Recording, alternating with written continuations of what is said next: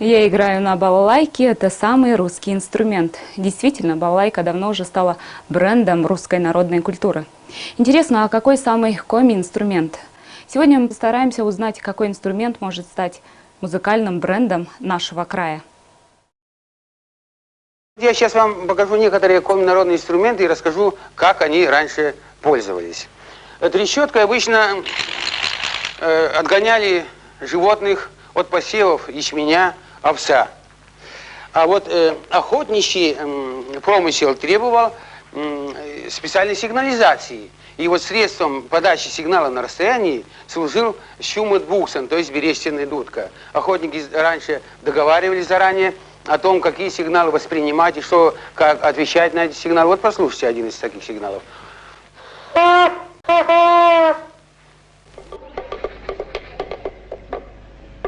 Изначально древние музыкальные инструменты имели, как правило, практическое применение. Они были непосредственно связаны с деятельностью крестьян и охотников. Например, с их помощью заманивали зверей и птиц или, наоборот, отпугивали. И только по мере развития культуры приобрели эстетическое значение. Точки, чем такие инструменты, они как бы сигнально-оповещательный характер носили. Призывали людей, работающих к артелью, на обед и к отдыху и так далее. У пастухов были барабаны. Так называемый набор такой походный, с которым мы ездим на выступления, концерты. Здесь практически вот самое необходимое. Народные музыкальные инструменты коми многообразны. Это и ударные, и духовые, и струнные. Наиболее распространенными в музыкальном быту коми и, пожалуй, самыми древними были духовые инструменты – аэрофоны, пеляны и чипсоны.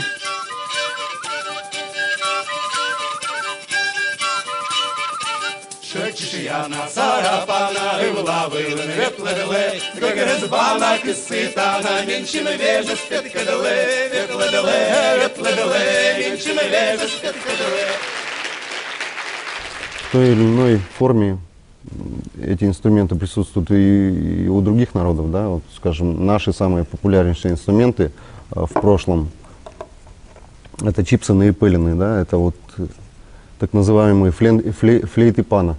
Они встречаются по всему миру. По изготовлению, естественно, отличаются. Вообще духовые инструменты у коми, они были сезонными инструментами, то есть они изготавливались в определенный сезон. Материалы для изготовления музыкальных инструментов поставляла сама природа. В ход шли полые стебли растений, солома, различные виды зонтичных, дягель и дудник.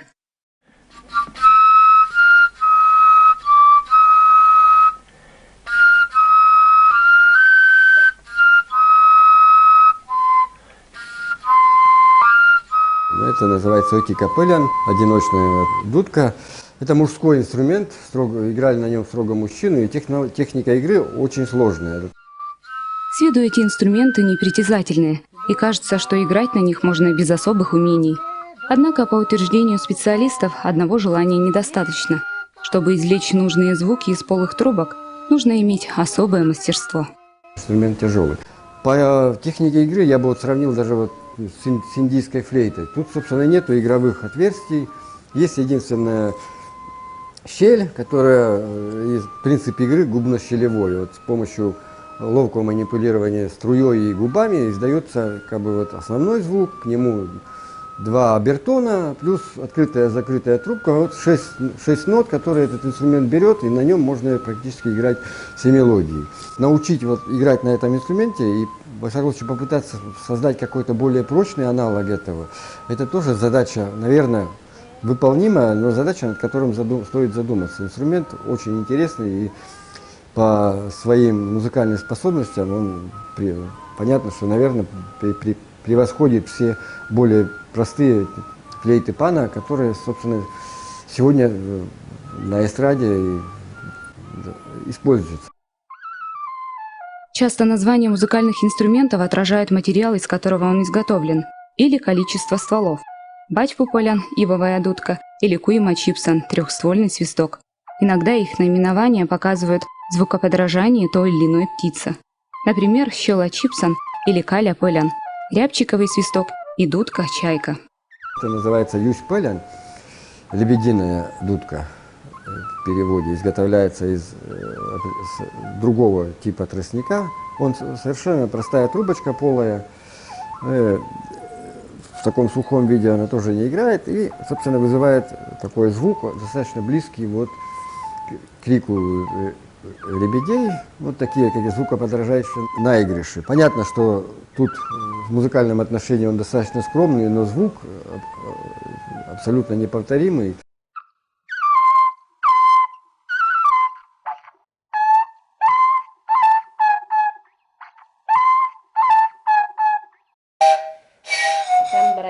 Стволы растений, из которых делали инструменты, хрупкие, а значит и чипсоны и пеляны получались недолговечными. Со временем научились их делать из бересты и дерева. Инструмент получился более прочным и долговечным, хотя древняя традиция извлекать музыку из однолетних растений жива и по сей день.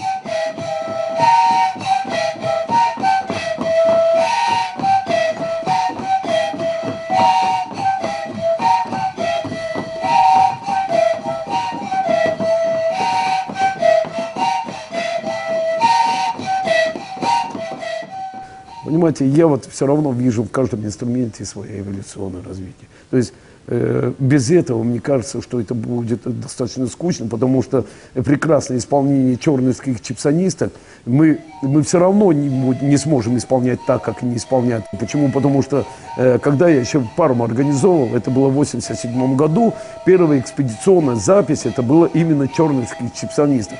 И они сидели вот передо мной, вот так вот бабули играли на этих самых инструментах, вы понимаете, и мы пытались в течение 2 часов вот, ну, хотя бы что-то у них скопировать. Ничего подобного. Ничего подобного. Та штриховая палитра, та палитра дыхания и остальное, они настолько были и свойственны именно вот этой традиции, что нам очень сложно. Нам надо пожить для того, чтобы реализовать вот эту вот продукцию.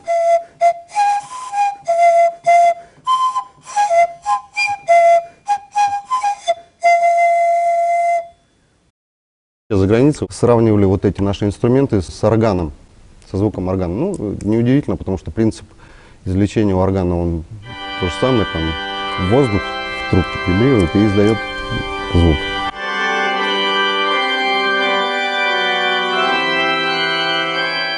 Как правило, размеры инструментов различны. Не было единых стандартов. Каждый музыкальный инструмент – результат индивидуального творчества мастера. Поэтому и наигрыши исполнялись в импровизационной манере. Был такой инструмент, как бать пупелен. Это ивовая дудка в переводе.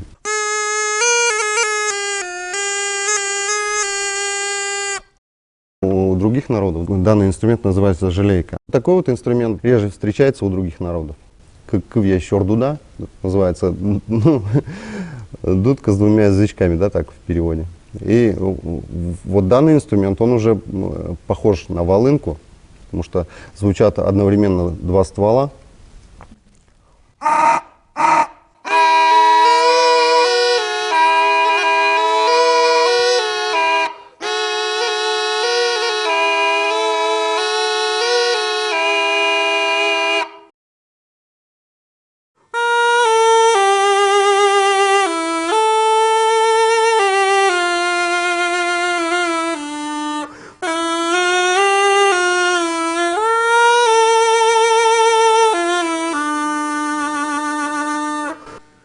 На этом инструменте можно играть только медленные, лирические.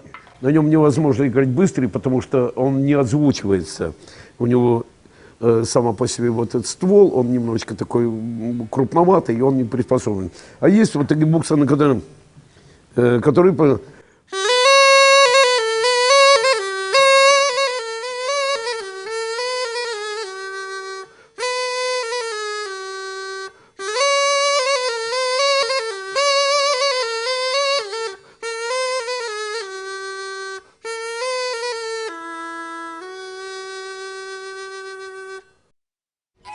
Духовые инструменты в старину использовались в определенное время года.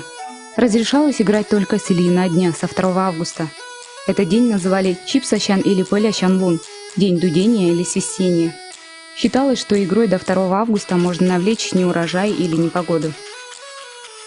Еще духовые инструменты делили на мужские и женские.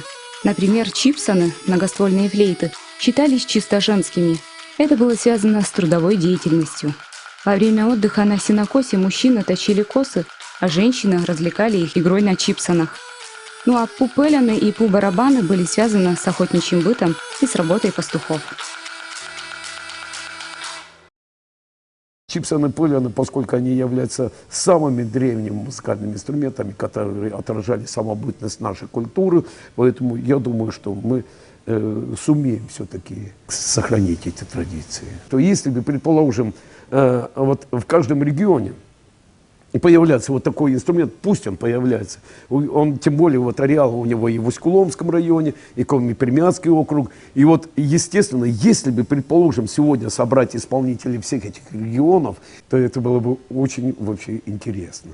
Естественно, при условии о том, что руководители все-таки будут смотреть на этот инструмент не как фоновый, не как шумовой инструмент, а как на профессиональный инструмент. Играют же на курае башкиры. И у них же это профессиональный инструмент, у них преподается в консерватории. А мы еще не знаем возможности каждых этих пылянов. Здесь столько обертонов в каждом из этих дудок, трубочек, что, может быть, и можно что-то такое и сотворить. Точка, чан, буксан, пылян, чипсон – это далеко не все наименования. С развитием культуры и музыкальные инструменты коми становились более сложными и усовершенствованными. Появились струнные, щипковые и ударные инструменты. О них мы расскажем в следующей передаче.